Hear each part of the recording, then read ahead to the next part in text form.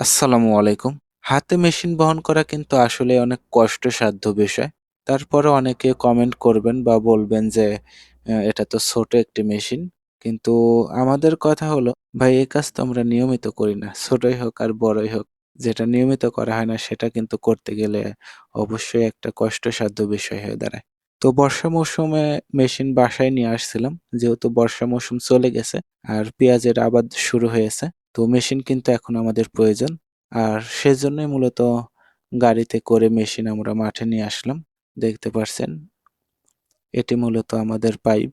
তো এইখানে মেশিনটা ফিট করবে ইনশাল্লাহ। তো মেশিন ফিট করার জন্য যেটা করতে হয় সেটা হচ্ছে আমরা মেশিনের নিচে ২ টা তক্তা জাতীয় কিছু দেই যাতে ওইটার উপর মেশিনটা ভালোভাবে বসতে পারে।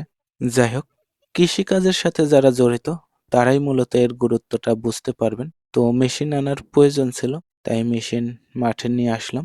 ভাবলাম আপনাদের সাথে শেয়ার করি। আর বলে রাখি, আমি কিন্তু শুধুমাত্র আমাদের নিজেদের প্রয়োজনেই মেশিন চালাই। তো ভিডিওটি আর লম্বা করব না। কোনো ভুলভ্রান্তি হলে অবশ্যই ক্ষমা সুন্দর দৃষ্টিতে দেখবেন। ভালো থাকবেন, সুস্থ থাকবেন। খোদা হাফেজ।